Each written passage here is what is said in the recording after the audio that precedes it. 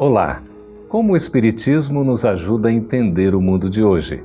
É isso que o nosso programa se propõe mostrar em conversa com estudiosos do Espiritismo. E o tema do nosso programa de hoje é Ao Vivo, Diversidade Religiosa. Prepare-se, Entre Dois Mundos está começando agora.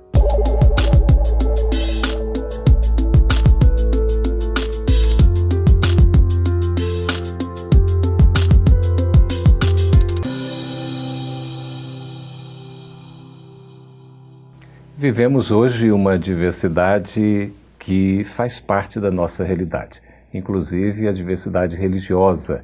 Como entender o mundo de hoje, como nos comportarmos, como nos situarmos diante de tantas diferenças e visões distintas.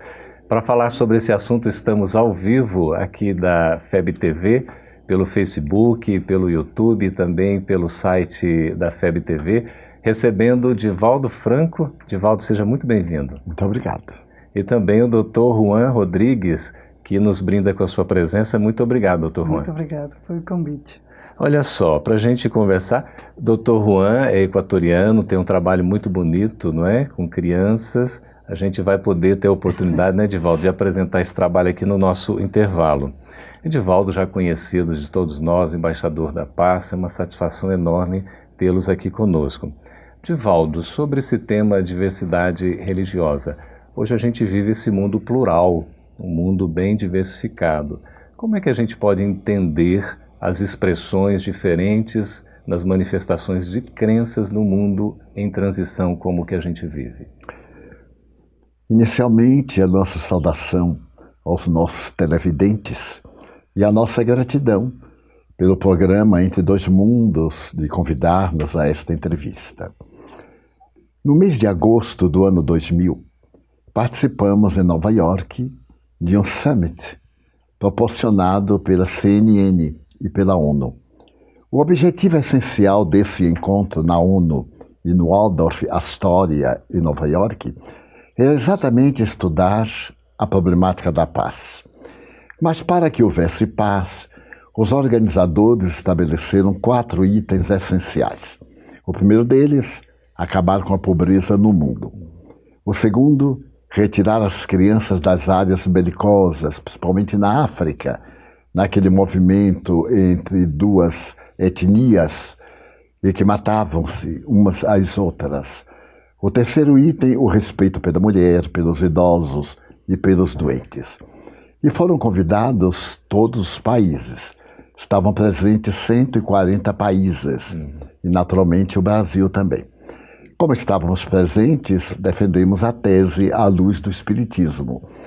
E isso terminou quase num conclave de natureza religiosa, porque vieram várias santidades indianas. Sua Santidade o Papa mandou representante do Vaticano, Sua Santidade o Dalai Lama foi proibido de vir porque a China se impôs dizendo que ele era um representante político, não religioso. Mas a verdade é que todos abordaram os temas dizendo que, por volta de 2020, se faria uma análise do que havia sido proposto. Lamentavelmente, veio setembro de 2001, com a destruição das torres gêmeas do Pentágono e as ameaças do terrorismo, e modificaram totalmente as paisagens da Terra. Entre os vários oradores, eram traduzidos em 6 idiomas, a que mais me impressionou foi uma indiana, que representava uma das doutrinas derivadas do Bhagavad Gita. Ela dizia que não pode haver nada mais belo do que um jardim. Se o jardim é apenas de uma cor, ele termina por ser belo e monótono. E a beleza de um jardim está nas cores variadas. Assim são as religiões. Deus criou na Terra um grande jardim, em que todas as flores pertencem-lhe, porque Ele é o Criador de tudo. E que a maior beleza está na harmonia de essas cores se multiplicarem numa paisagem iridescente. E eu comecei a pensar, porque eu tinha ouvido oportunamente, numa linguagem muito popular, que Deus pegara da verdade como espelho, e atiraram sobre a terra. O espelho fragmentou-se. E cada grupo de pessoas, no seu nível de consciência, tomou de um pedaço do espelho. Cada qual reflete a sua realidade naquele pedaço de espelho. Então as religiões são como o espelho quebrado. Algumas numa parte grande, outras numa parte menor, mas todas possuindo a mesma verdade.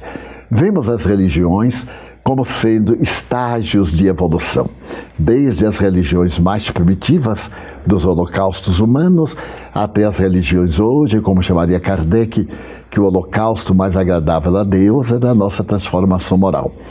Portanto, a mim me choca quando há qualquer tipo de separativismo, ou quando há qualquer tipo de agressividade em conta de outrem que tenha ou não tenha religião. A diversidade de religiões é uma benção. E Allan Kardec nisso foi muito feliz. Quando interrogou os espíritos, o espiritismo um dia será a religião de todos, etc., do mundo, e os espíritos responderam que não. Seria naturalmente a resposta para todas as religiões. Dessa maneira, a diversidade de religiões é uma necessidade. Há criaturas que ainda necessitam do culto externo, de adorar uma estátua, de trazer no seu inconsciente profundo o arquétipo e voltar-se diante da pedra. Carl Gustav Jung cultivava as pedras, nelas remanescendo propostas da divindade. Então a diversidade de religiões é uma necessidade que temos entre todos, porque através dessa diversidade nós podemos amar-nos, já que o centro ideal é Deus, e os demais são interpretações. Pois é, Divaldo, Dr. Juan, o que Divaldo coloca as religiões como um caminho para a paz, seria uma busca da nossa felicidade, não é, Divaldo? Mas por que há, Dr. Juan, os conflitos entre as religiões? Os conflitos dentro das religiões, quando cada um de nós pensamos no livro dos Espíritos, por exemplo, quando se fala onde ficam as leis de Deus, na consciência. Mas aquela consciência é unicamente inaugurada ao momento que Jesus fala e diz: meu reino não é deste mundo. Naquele momento, o conflito aparece e podemos olhar todas aquelas guerras que começam nesse momento.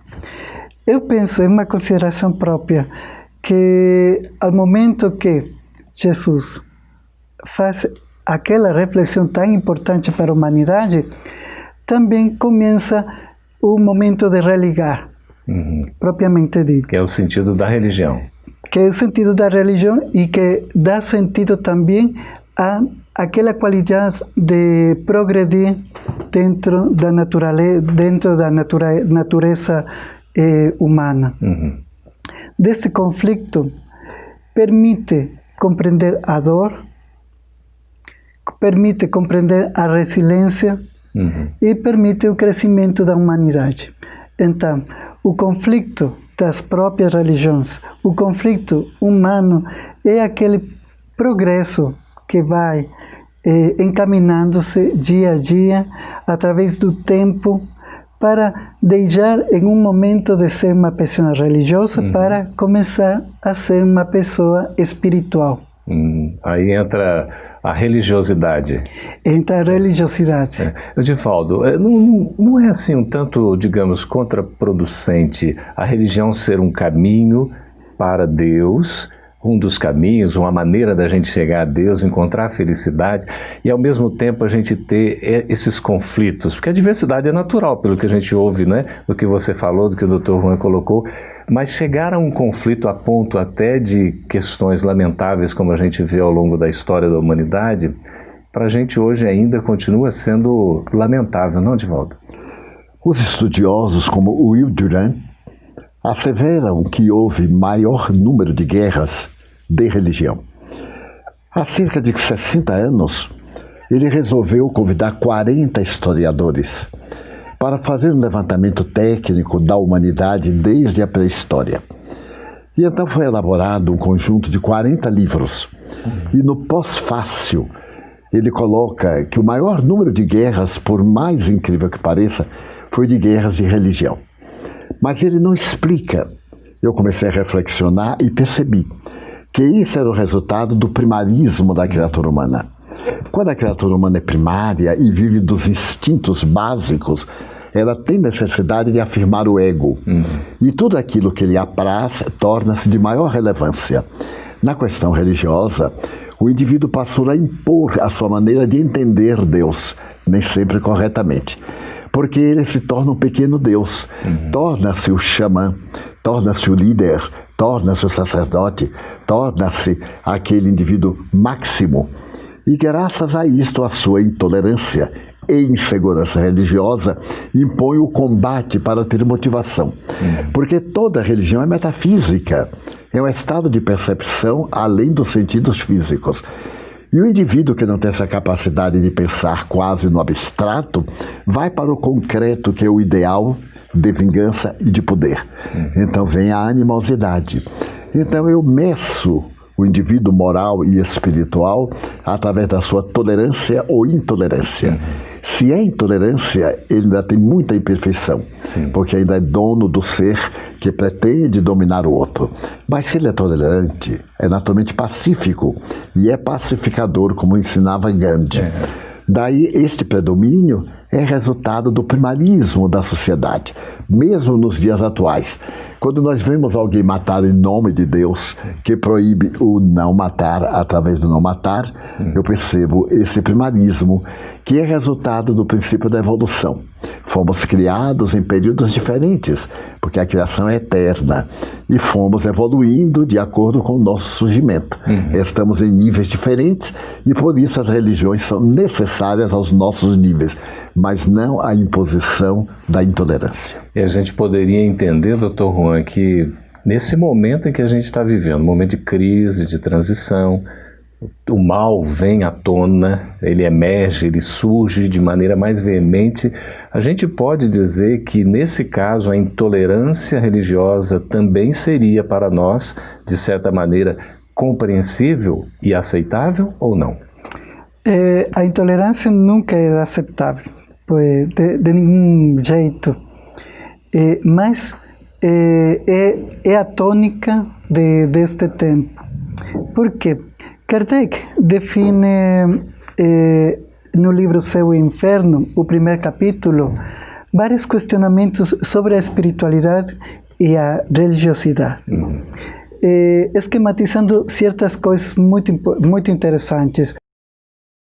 Uma religiosidade que vai ser materialista. Se minha religiosidade é materialista, que é um conflito, sim, não? Sim. Que seja algo metafísico também materialista. Mas se a minha religiosidade é materialista, então posso entrar facilmente em conflito com outra pessoa.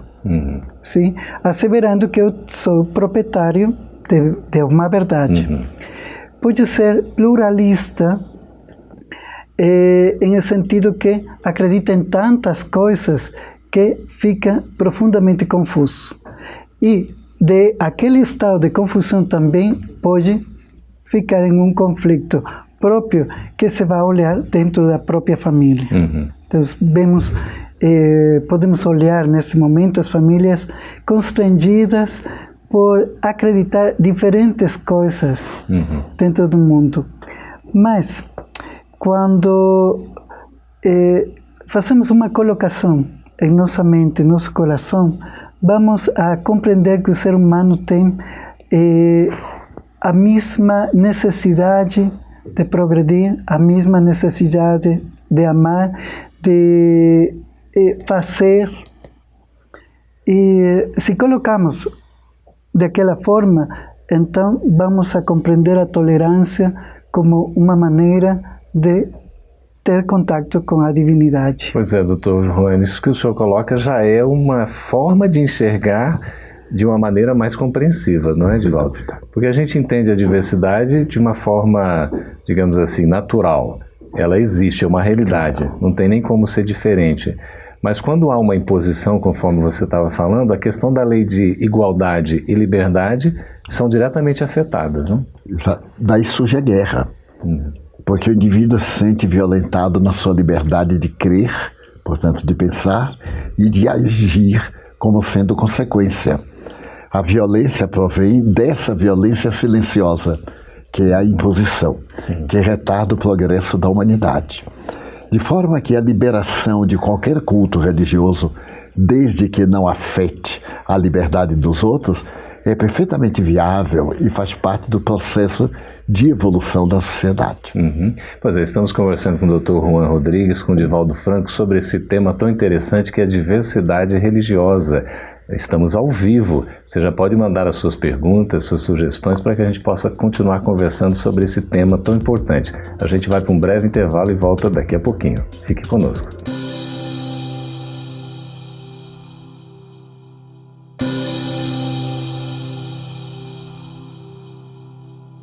Estamos de volta ao vivo com Entre Dois Mundos.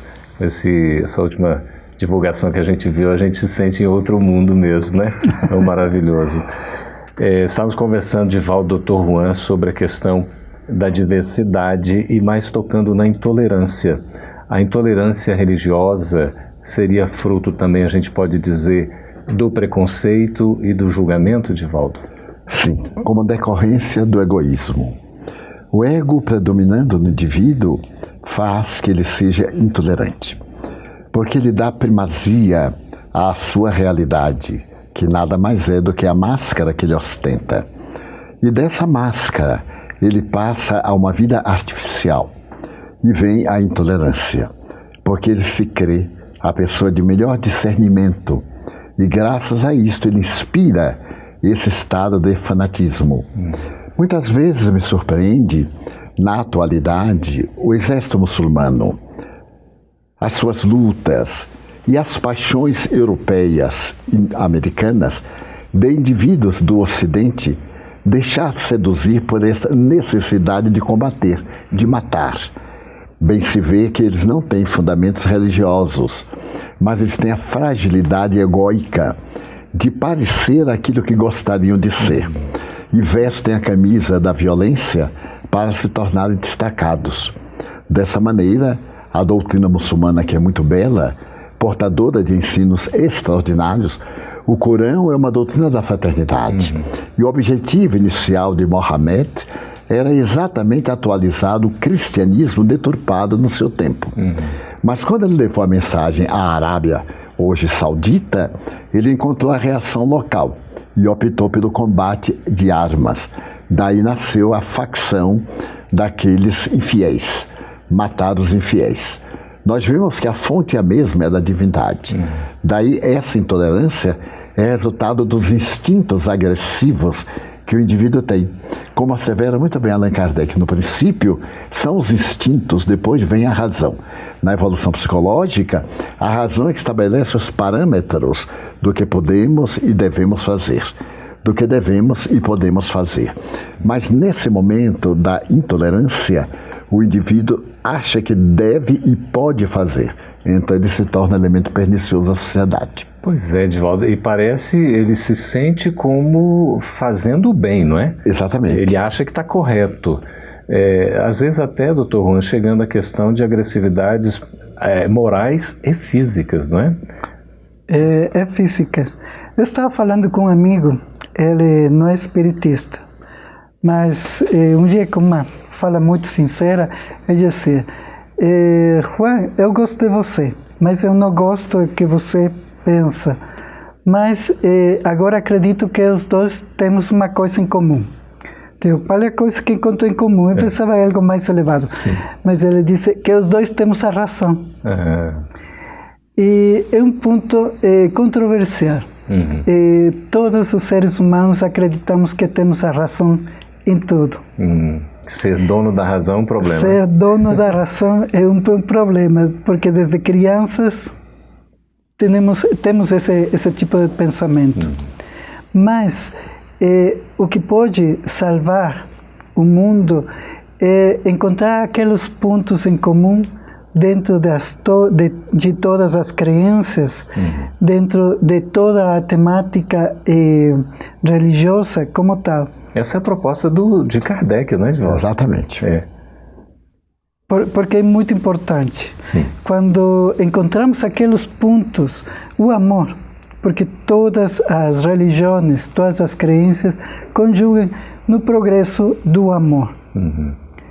Quando colocamos aquilo, sentir bem, fazer bem, actuar bem, então a violência vai decrescer, então o ser humano vai colocar-se os sapatos de outro para começar uma vida mais empática dentro da diversidade religiosa. Bonita essa expressão, né? Colocar os sapatos de outro, né, Divaldo? Sem dúvida. Quando é que a gente vai aprender a colocar efetivamente o sapato do outro? Teilhard de Chardin, o jesuíta e antropólogo francês revolucionário que esteve no exílio, escreve uma página muito bela sobre religião e religiosidade. Ele diz que a religião é fabricada pelos homens. A religiosidade é o instante de comunhão com Deus. A religião é uma fórmula. A religiosidade é o estado de alma. A religião representa nada mais, nada menos do que um capricho da natureza de cada um. A religiosidade é a integração do indivíduo no cosmo. A religião representa o anseio do indivíduo de poder, de glória, de acesso ao céu. A religiosidade é o céu sem nenhum acesso. A religião significa encontrar o poder para ser alguém na terra, destacar-se. A religiosidade é ser sem dar-se conta do que é. E então ele faz um jogo entre religião e religiosidade que me parece uma das mais belas peças jamais escritas sobre o tema, considerando-se, sobretudo, que ele era jesuíta. Mas quando ele descobriu os fósseis e apresenta a teoria do evolucionismo, naturalmente, no século XIX, isso produziu um grande choque na igreja. E no século XX, quando a sua doutrina foi mais divulgada, Teilhard de Chardin constituiu um parâmetro em que a tolerância religiosa, a compreensão, era o único caminho para podermos não usar o sapato do outro com o fim de gastá-lo. Que coisa linda. Tão bom ouvir você, viu, Divaldo? Uma satisfação, um privilégio para nós. E a você também, Dr. Juan. Muito obrigado. Eu queria que você abordasse um pouquinho, no trabalho que você tem como médico, como psicólogo, com as crianças, como é que você entende o processo de educação desde a infância, para que a gente possa trabalhar melhor essa questão dos valores das diversidades religiosas? Eu penso no personal. Eu trabalho com pessoas autistas e crianças autistas, mas com todas as crianças, acredito que a formação tem que ser uma formação humanística, onde cada um deles possa olhar-se em si mesmo, seus sentimentos, seu comportamento e fazer uma avaliação propriamente dita. Igual que na questão do livro dos Espíritos que nos fala, conhece-te a ti mesmo. Podemos entrar nesse processo educativo de começar a olhar-nos em nossos sentimentos. Uma criança que chora muito e é muito pequena, podemos pegar aquela criança e dizer: que sente? Por que sente? E começar aquele processo de interiorização dos próprios sentimentos, das próprias emoções, e que como resultado vai dar que eu comece a compreender os sentimentos de outra pessoa. Então, como disse a psicologia, é uma compreensão do ego, de eu, para compreender você. Quando fazemos aquela escola, sim, de compreensão das emoções, então também capacitamos nossa alma para compreender e agir corretamente para os demais e não reagir, porque é muito fácil reagir. Muito fácil. Muito mais fácil a gente reagir do que agir. É muito mais fácil. Então, a escola da vida precisa que ajudemos as crianças a agir e deixar de reagir. Interessante, né, Divaldo? Não é nada fácil, é um desafio enorme, não é? Sem dúvida. E às vezes nós, como pais, não estamos agindo lá da melhor maneira na educação dos nossos filhos, né? Porque o educar já informa a própria palavra educere, arrancar de dentro. Ora, o arrancar de dentro é exatamente trazer as marcas, os arquétipos negativos, Allan Kardec chama as más inclinações, para serem trabalhadas, criar novos hábitos que se transformem em atitudes comportamentais. A tarefa do educador não é impor regras, é trabalhar as imperfeições e propor novas condutas, para não violentar o livre-arbítrio. Por isso a educação, praticamente no mundo ocidental, no oriental muito pior, vem falhando nos seus objetivos, porque tem criado indivíduos para competir, para ser o top, para poder atingir o ponto mais alto. E do ponto de vista da educação, este é um erro, porque é uma forma de despertar o egotismo, esse egoísmo no sentido mais profundo. Quando nós vemos Jesus ensinando a solidariedade, trabalhando a imperfeição, é o diamante bruto que está sendo lapidado, para que possa brilhar a estrela que está oculta dentro dele. A criança é uma estrela. E a mim me fascina a velha tradição catedrálica, asseverava que a criança era um adulto em miniatura. Quando o sangue sai, o conhecimento entra. Era a tradição. Vem Pestalozzi e nos diz que a criança é uma folha de papel em branco. O que nós escrevermos no seu cérebro permanecerá durante toda a vida. Depois de Pestalozzi vem Allan Kardec. A criança é o espírito velho, o corpo é novo, mas o ser que ali está tem muitas experiências. O nosso dever de educadores é trabalhar essas imperfeições para que volte a ser criança, isto é, para que se depure e haja com a ingenuidade, não a ignorância, a ingenuidade de uma criança, isto é, receptiva a tudo, porém fazendo bem. Que maravilha. Divaldo, muito obrigado. Dr. Juan, muito obrigado. Nós vamos para um breve intervalo para continuar conversando a respeito da diversidade religiosa. Já ao vivo, estamos aqui para responder as suas perguntas. Você já pode escrever, pode mandar suas sugestões. Próximo bloco a gente já está conversando diretamente com você. Até daqui a pouquinho.